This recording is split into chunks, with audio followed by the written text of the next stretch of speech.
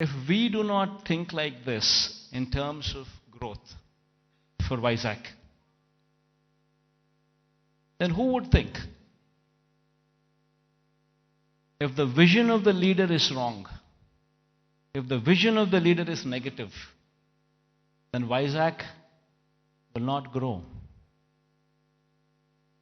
Today, unfortunately, only person standing for Visakhapatnam as executive capital is only me.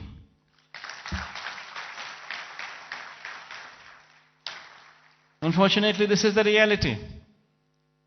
Fighting against the entire opposition,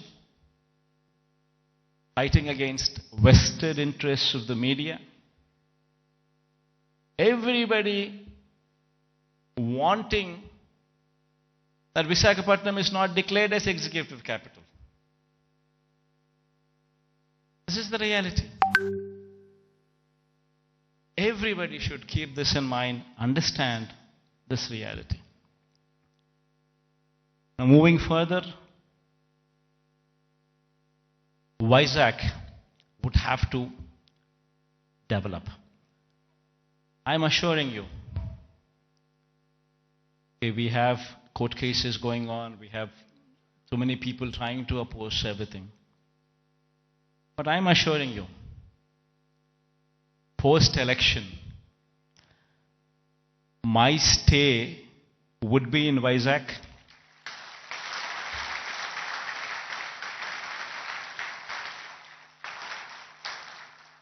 In fact, my swearing-in ceremony also would be in Vizag.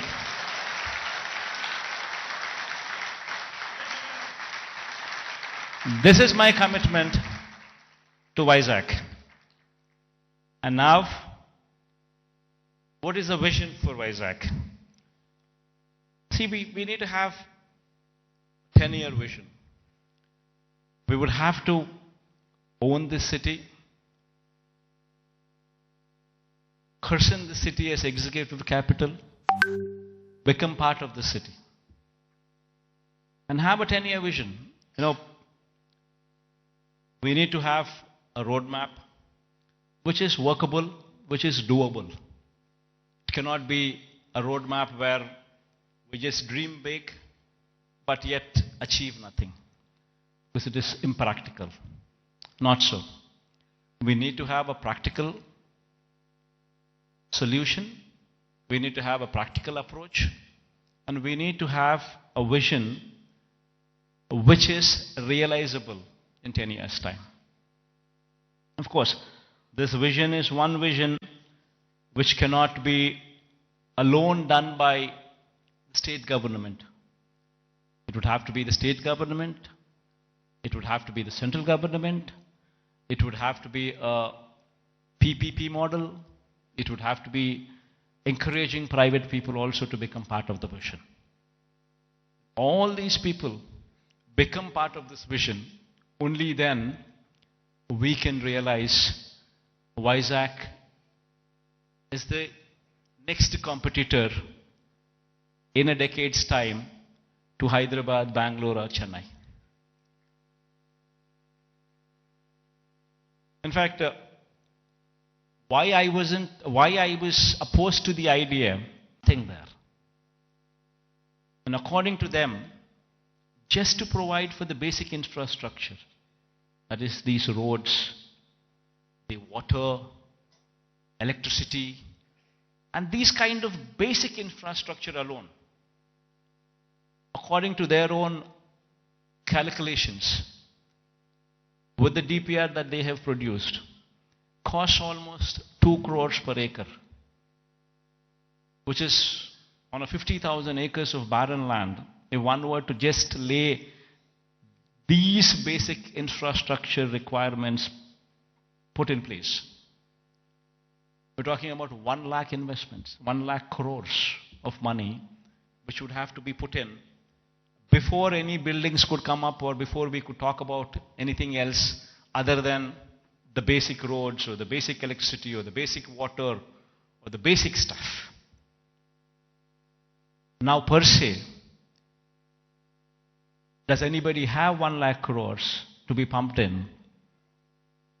And if this 1 lakh crores were to be pumped in today, it's going to cost 1 lakh crores. But if this 1 lakh crores would be pumped in maybe in 20 years' time, presuming 5,000 crores of outlay every year, approximately, what one could actually probably afford. So there's nothing there. Then you're talking about 20 years. And then in 20 years' time, 1 lakh crore probably would become 7, 8 lakhs or 10 lakh crores.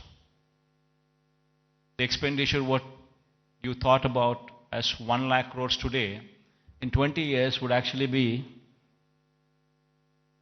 10 lakhs, 15 lakhs. Probably the net present value calculations of probably 1 lakh crores 20 years down the line would probably be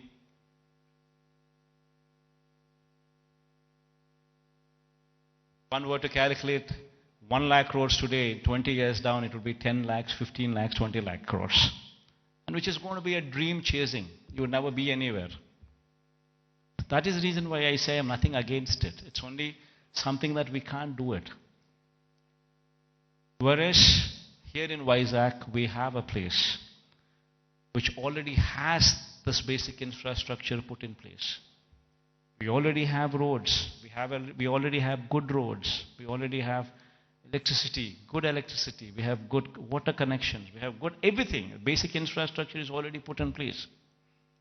So all what we need to do is, given that finishing touches, just give it a little bit of finishing touches, and it will